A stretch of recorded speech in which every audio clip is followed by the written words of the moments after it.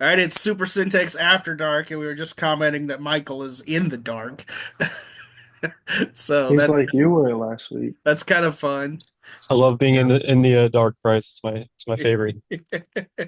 Exactly. Yeah, week 11, last week of the regular season. Next week when we gather, we will be talking about playoffs. Playoffs.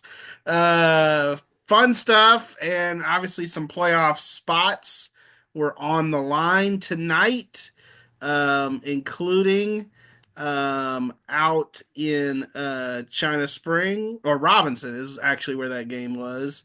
Um Robinson took care of business, and that should keep the Cougars, who are, you know, we're not used to seeing China Spring not make the playoffs. But what was kind of the story tonight in that one? Because it looked like it got sort of interesting, Zach. Yeah, it was certainly an emotional night because China Spring, the wife of the superintendent and a teacher at the high school, passed away yesterday or Mm. Wednesday. And so, I think at least on the China Spring sideline, they were a little bit distracted. But once the game started, um, China Spring kept throwing punches, but every punch that they threw was met with, Robinson had a response. And, I think of the six Robinson touchdowns, three of them went for 49 or from 49 yards or more, so they were getting explosive plays. And the other one was a 25-yard touchdown pass that couldn't have been any more perfect to the back of the end zone after one of those China Spring punches. So um, overall, it was just a really good football game, and Robinson kind of that offense was humming. Evan Moreno had 217 yards, two Mm. touchdowns. He caught a touchdown. Bryce McCurdy, I asked Coach Lancaster after the game. He does not look like a sophomore to me. He is just he's his decision making and just his ability to kind of make plays out of the pocket, and it's not what a sophomore in high school should do. So, Robinson, I think, is feeling really good going into the playoffs. Their offense is looking good. And for China Spring, you know, um, I saw them a couple weeks ago when they played Connolly, and they just looked so much better. Like they were doing trick plays. They were running the ball. They were throwing the ball. Matthew Battles, battled. And that China Spring is like that's a good team, and I think they've got some pieces that are going to be back, and they're going to be back in the mix next year, I think. But yeah, Robinson's offense, especially, just it's humming going into the playoffs. Yeah, good for the Rockets. You know, you mentioned Bryce McCurdy, the sophomore. Get this. So Bryce McCurdy at Robinson, Savoy Nichols University, Jackson Blansett at Lorena, Courtney Parr, I did not even realize was a sophomore. Uh, Price Raybroker at Rosebud Lot. All quarterbacks in our area, all sophomores, having pretty good years. I mean, obviously varying levels of success, but those kids are coming along. And how can you go wrong with a quarterback named Bryce? I mean, come on, baby. Bryce, baby. Uh, who do the Rockets have in the playoffs? Do we know yet? Sealy, they played Ely. Sealy Yes. first round next Friday at Merrill Green and Bryan. Lancaster didn't know a time, but he knew the place and date. So Yeah. All right. That's right. That is correct. Yeah. Because La Vega, which I guess I'll just run through my game real quick. La Vega will have LaGrange in the first round, who lost to Sealy. Um, so first of all, give it up for, the Lorena Leopards, because it was 28 to nothing at halftime, and they scored 21 points in the second half. Just kept fighting. Finally got some things going.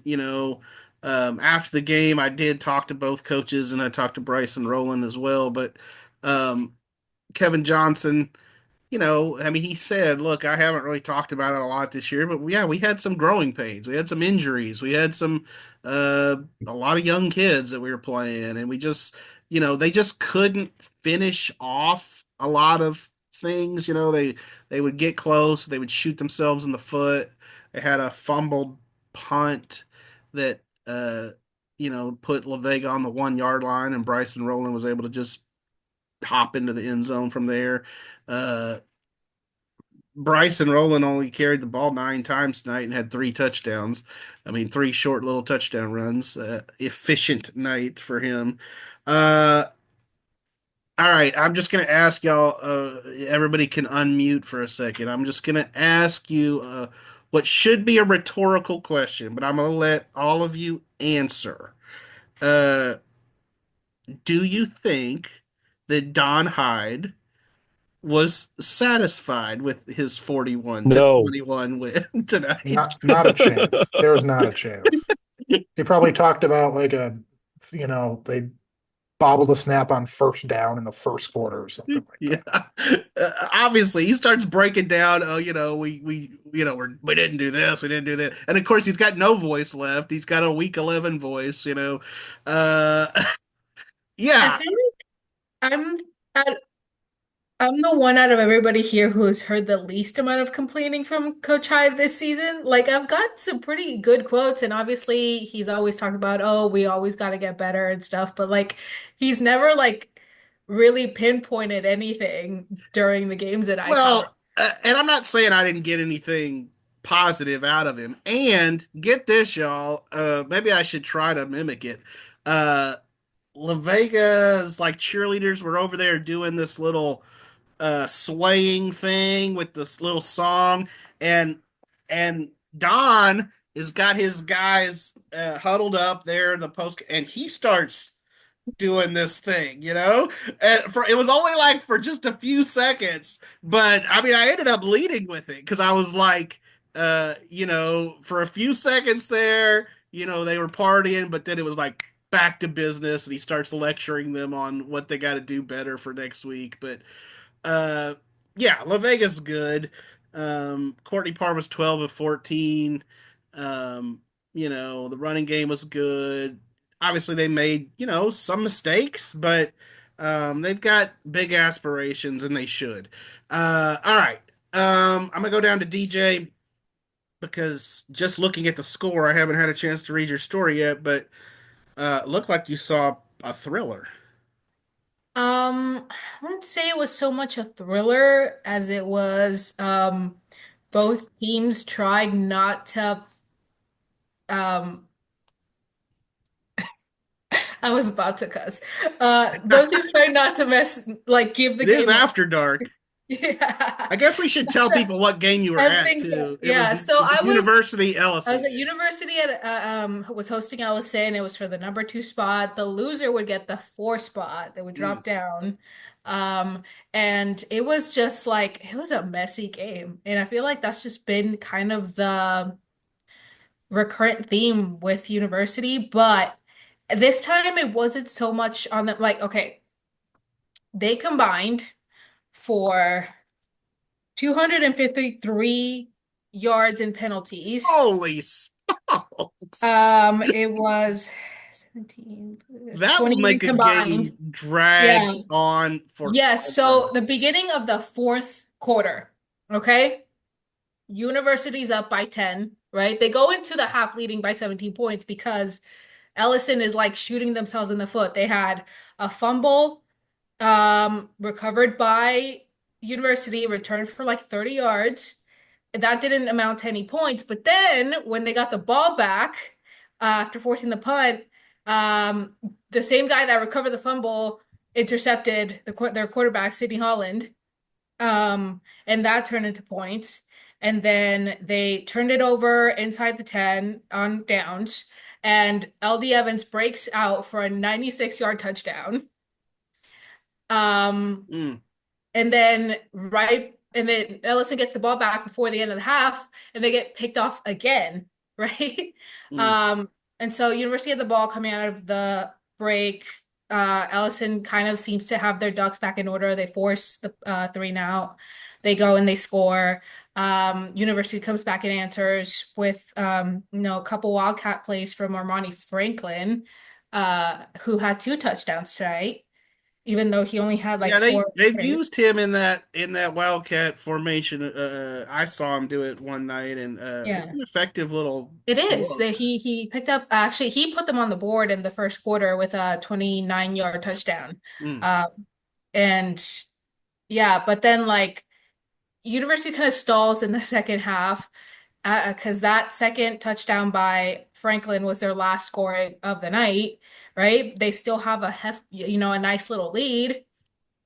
But then at the beginning of the fourth quarter, there's this long, it's not even a long drive. It felt like a long drive. It was only like 2.5 minutes, but there was like a flag called on every other play.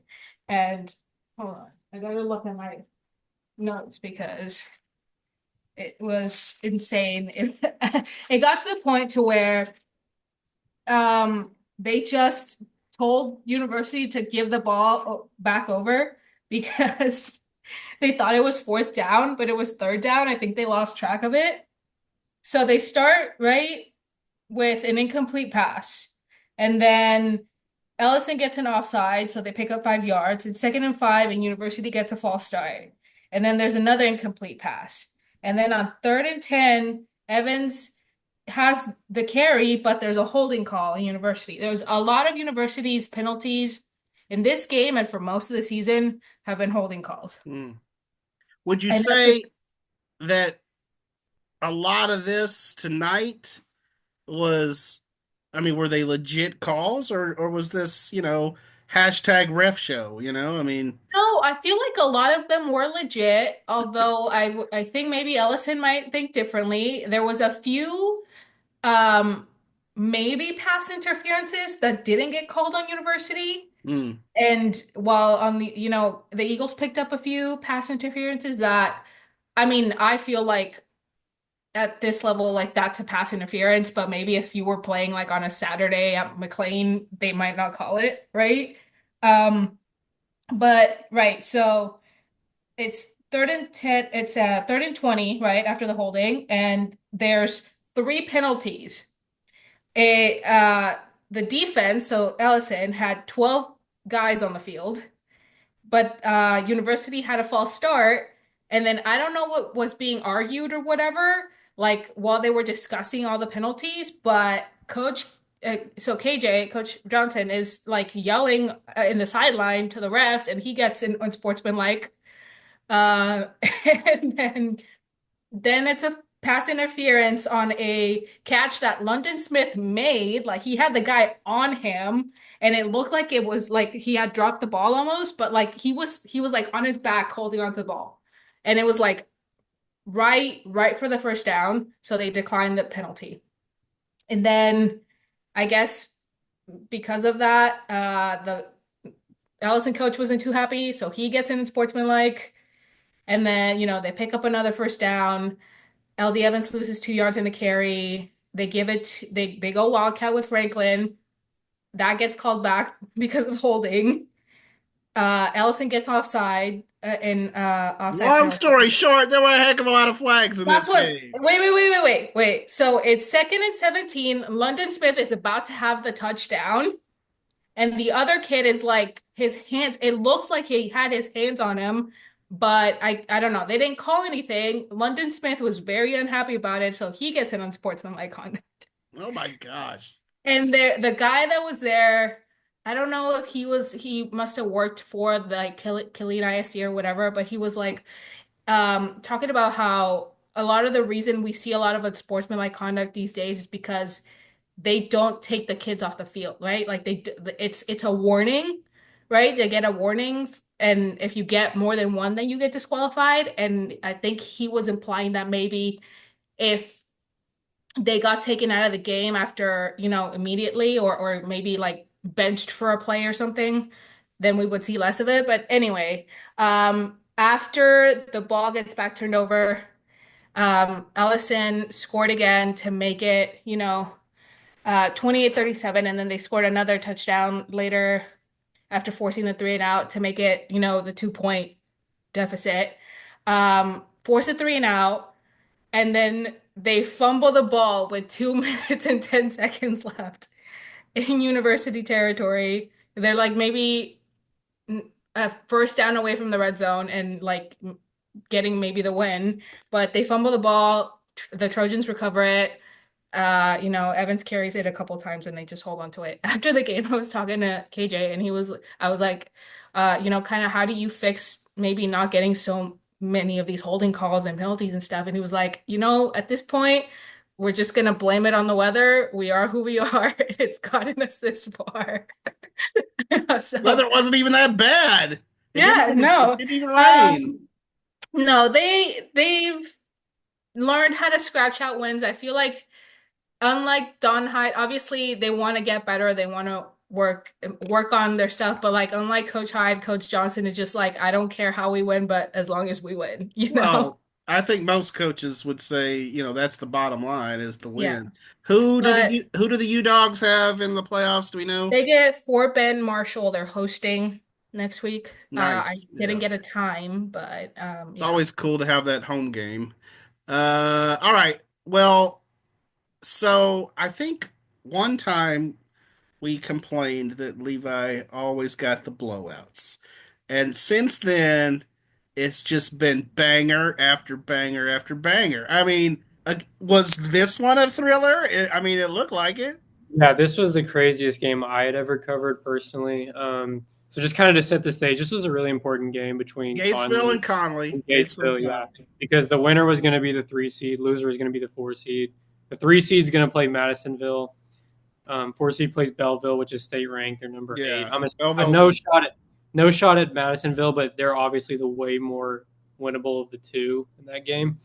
So going into the fourth quarter, it was a pretty sleepy game for the first 3 quarters. It was 34-14 Connolly going into the fourth. Like those memes where it's like the win projections on ESPN? Like Conley's win projection was probably like 99.9. And then things just flipped on a dime. Rayshawn Smith had a rushing touchdown early in the fourth.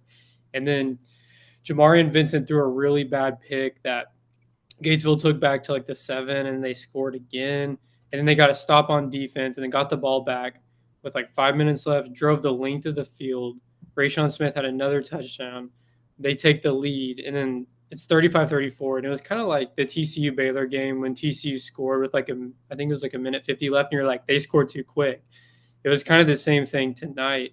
But a holding call limited Conley's drive, and then Vincent on 4th and long, like he has like this Lamar Jackson type play where he's scrambling in the pocket, he's running side to side, and he connects with the receiver. First down, sets up like a 27-yard field goal, I believe.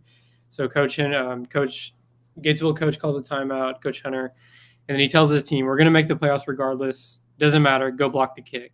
And then sure enough, next play, this sophomore, I think he's a sophomore, just screams off the edge, blocks the kid. Gatesville wins. They're going crazy. Silent's going crazy. It was just a huge win for them. I was really happy for them. I know we can't like have rooting interest and stuff, but I enjoy seeing like good things happen to those kids and that coaching staff because they're really good people. And then Rayshawn Smith, just incredible. He had 225 rushing yards, 4 touchdowns on 47 carries. 47 carries. And like he just wears down a defense like Derrick Henry does. He's very similar in that regard. And I want Rayshawn Smith on my fantasy team, man. Yeah. In a world where it's all running back by committee, God bless Rayshawn Smith.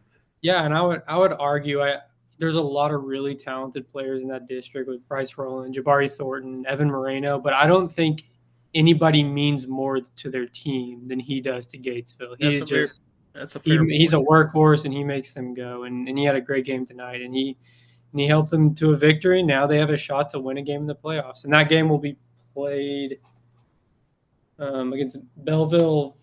I think Belleville Connolly is a neutral site, but I couldn't hear what Coach Garrick was saying. And then Madisonville versus Gatesville will be at Rockdale Tiger Stadium next Friday night. Wow. Good stuff. Good stuff. All right. Daniel, we were talking about it, but he was at the Riesel versus who the crap was Riesel playing? Bruceville Eddy, the Eagles. And Daniel said I literally just wrote a story about it today. Yes, you did. You wrote a feature on the Eagles. And I feel kind of bad now.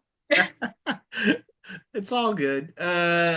So Daniel said he heard the Aggie War hymn more times than he could have ever imagined. More times than I have my whole life combined tonight. Goodbye to Texas University. Dude, my grandpa watches these. You gotta chill out. He's a Longhorn. He's gonna be like, "Who are you working for over there?" No. So I mean, Riesel just kind of opened up the game. They marched it all down to the 1 yard line, and then guys in the press box were like, "Come on, man, that's a touchdown!" But refs called it short. So then defense, they come out and just get a safety on the first play. So then they just kept going, made it 15-0 after Bruce Vardy couldn't move the ball. Then finally, midway through the second quarter, they start to get some life in. I march the ball down, score, make it 15-6 because the PAT got blocked. Then next play, um, same thing as earlier in the game. They march the ball down the field. Riesel does, and then they turn it over on downs on the 2, and it's 9 seconds to go in the before halftime. Bruce Lotte's like, "All right, we're getting the ball back. We're going to try and go. It's 15-6. We're going to get some momentum going into the halftime." They run the ball, they fumble it, and then Riesel just takes it in 2 yards for the score to go up 22-6 with 9 seconds to go. Then, I mean, Bruce Lottie comes out. They do make it 22-12. Then two Riesel guys just get the kickoff. They flip it back to one another, 75 yards for a touchdown, 29-12. Riesel goes 3-and-out, or Bruce Lottie goes 3-and-out, my bad. Riesel scores, and on that touchdown to make it 36-12, Bruce Lottie's quarterback, who's playing defense, gets tossed because after the play, he's just wailing on a kid. And so he gets unsportsmanlike, gets tossed for that. And so then it was just all Riesel after that. Bruce Lottie couldn't move the ball. Riesel just dominant run game, over 350 yards on the ground. They only threw the ball 4 times, and one of them, or two of them, were completed. One was just incomplete, and the other was an interception. So Coach Little said that, it was one of those games that they started hot on the ground. And so they were like, you know what? If we don't have to throw it, we'll just keep doing this because we can do kind of what we want. And so he said defensively they look strong, and just offensively they're going to just keep running the ball if that's what the defense gives them. Who does Coach Little's team have in the playoffs? He said they don't know. Max Preps says it's San Sarba, San Saba? but yeah, but the guys up in the press box, they said that's probably wrong Okay. Well, because they were waiting on some upsets as I'll well. do a plug here real quick. The guy that lives behind the curtain of all of this is Win Emmons, our web guy. And Win is the master of playoff pairings. All of that will be constantly updated on wacotrib.com. So that's our plug. Finally, let's get to six-man hair, don't care. Michael Haig out there. Are you still in Aquila? No, I figured I might as well if I'm looking for lights, I might as well go to the Hillsboro Buckies since I'm in the vicinity. So that's Nice. where I am. Yeah. Yeah, I know you had mentioned that, you'd want Rayshun Smith on your fantasy team, Bryce, but Riley Shustala would be the first pick for me if we're allowing six-man players because the dude only needed 13 carries to go for over 200 yards on the ground. And he scored 5 rushing touchdowns. I think that's pretty good. Also threw for 2 touchdowns. So, I mean, you can try to do the math in your head for how many fantasy points that would be. The kid's a baller. He's been that way ever since he got there. He's obviously a former Super Centex six-man player of the year. We kind of know what we're going to get with that kid. But I will say, for as good as we know Abbott to be, particularly given how, they're senior heavy, they've got a lot of studs there. They've just always kind of been humming. With that in mind, Aquila played a pretty good game, I thought. Obviously, it ended in a mercy rule, but I wrote it in my story like Abbott doesn't typically play a lot of fourth quarters. We know that. Usually, it's lucky to get halfway through the third. I feel like, and I think only Oglesby is the only team to play them for a whole game this year. Mm-hmm. They've just been mercy ruling everyone else. Well, they Aquila was 3 minutes away from keeping that within the 45-point mercy rule, but They just couldn't. I mean, they were kind of holding them off for as long as they could, and obviously Abbott was eventually going to kind of burst through there. But again, a lot to be proud of if you're Aquila. I think Aquila is still going to be a tough out in the playoff. Aquila state ranked. I mean, we have to remember they are Right. number And 7. DJ wrote about it in Yeah.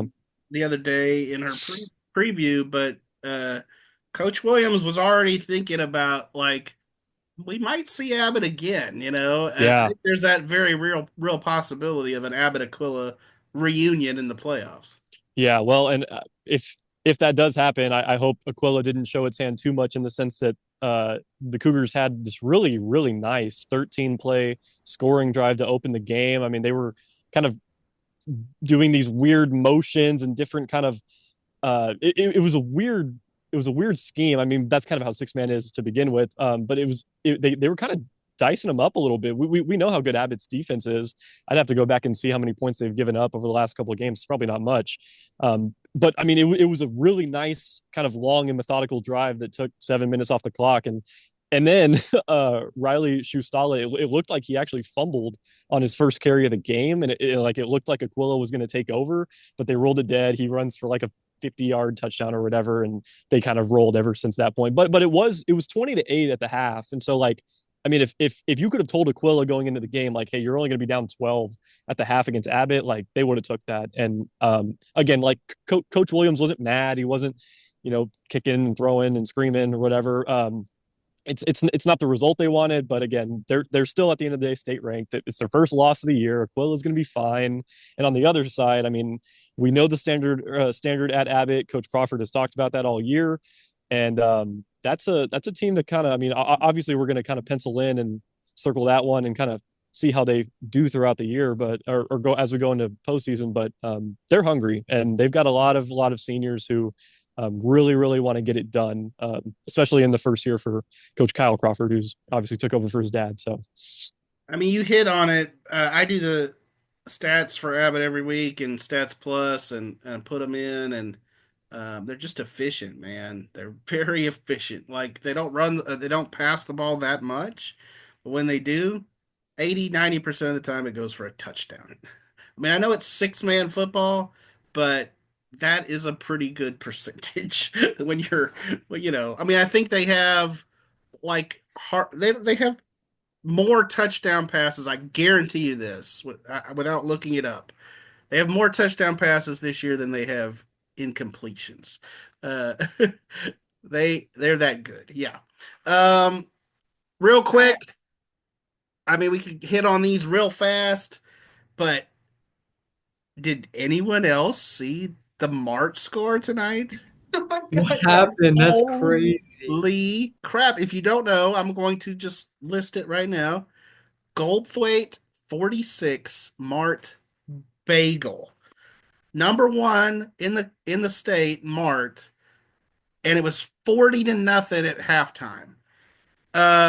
Yeah, I like this was such a like crazy score that in the press box in Lorena, we were like, nah, that ain't right.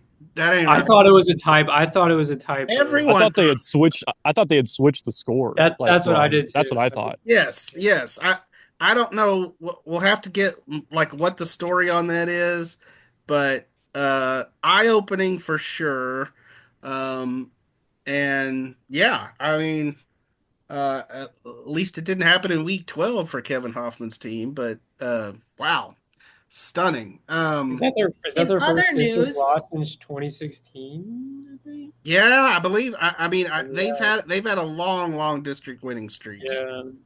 It's historic. I did want to mention that last night the Mahia Black Cats became district champions with a win over Grandview. And Whitney kicked out West like real bad. So I mean, That was a stunning, like in terms of like not just like Whitney winning over West. Okay, that's one thing, but like the score, the way they just dominated. I mean, yeah, it was impressive. I kind of feel bad for Coach Woodard's team because I feel like, and you said it, DJ, but the teams that were going to get left out of that district were going to be good teams. Well, yeah, West is good. Yep. So Yeah, and then briefly I'll mention the Midway game that I was at last night, Thursday night. That was another stunner. I mean, we get some week 11 stunners, but like Midway just came out flat, and Copper's Cove, who had nothing to play for other than just pride, just laid it on them. I mean, Midway had the a lead at halftime, 16-14, but it was all Cove in the second half, and yeah, Joe Gillespie wasn't real happy with that.